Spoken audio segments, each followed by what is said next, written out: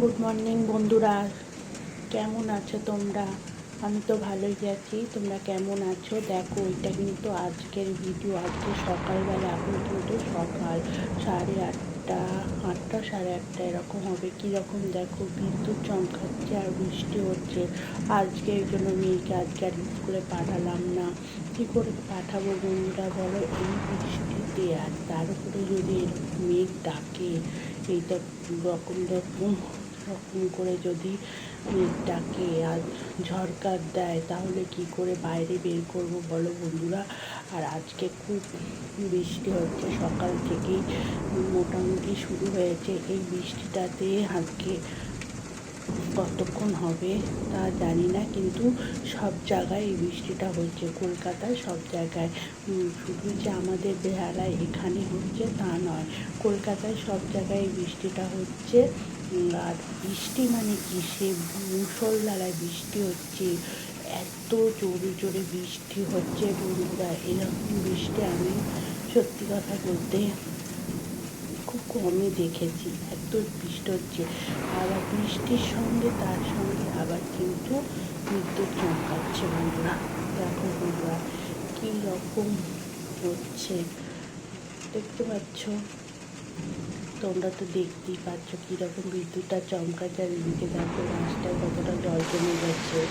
আমার এখানে ভারী বৃষ্টি হলে কিন্তু রাস্তায় জল জমে যায়, আবার বৃষ্টি যখন কমে যায় তখন কিন্তু জল সরে যায়, তখন কিন্তু জল আর থাকে না।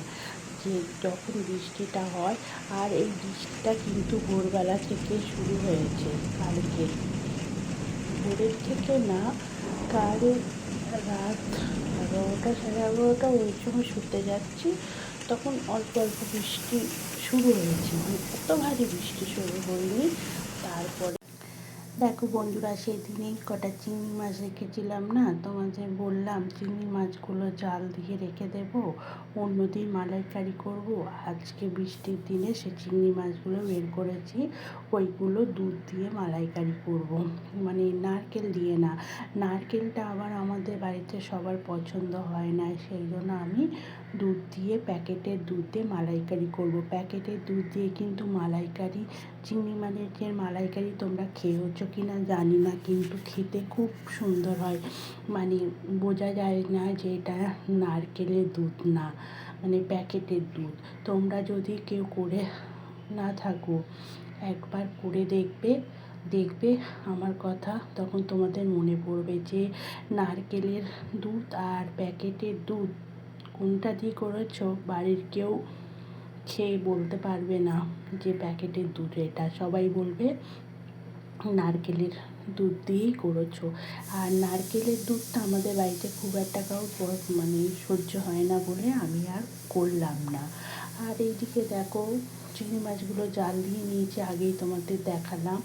আর কড়াইয়ের মধ্যে এই যে দেখতেই পাচ্ছ সব রকম মশলা, দারচিনি, লবঙ্গ, এলাচ একটু তেলের মধ্যে ফোড়ন দিলাম। আর তোমার ওই জিরে বাটা, আদা, রসুন, টমেটো, পেঁয়াজ, এগুলো বাটা দিলাম। আর জিরের গুঁড়ো, ধনের গুঁড়ো, আর কিছু লঙ্কা বেটে দিয়েছি, আর কিছু লঙ্কা আস্ত দিয়েছি। নুন, হলুদ যেগুলো দিতে হয় ওগুলো দিয়ে আমি কড়াইয়ের মধ্যে ভালো করে মশলাটা কষে নিচ্ছি। দেখো, কষতে কষতে যখন তেলটা ছাড়িয়ে গেছে, মানে তেল ছাড়িয়েছে দেখো একটা, তখন আমি ওই প্যাকেটের যে দুধটা রেখে দিয়েছিলাম সেই দুধটা আমি এর মধ্যে ঢেলে দিলাম।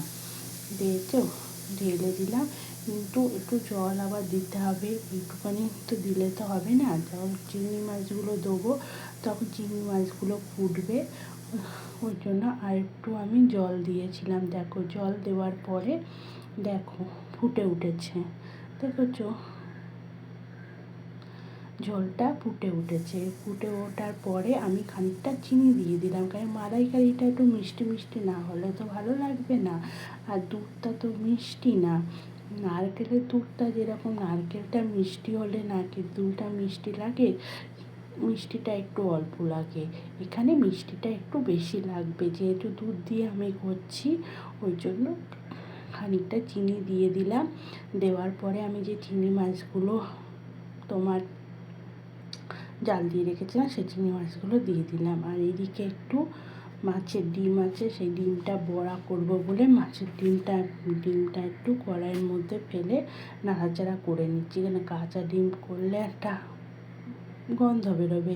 সেই জন্য আমি কোনো দিন কাঁচা ডিমের বড়া করি না, আমি ডিমটা একটু জাল দিয়ে নিই।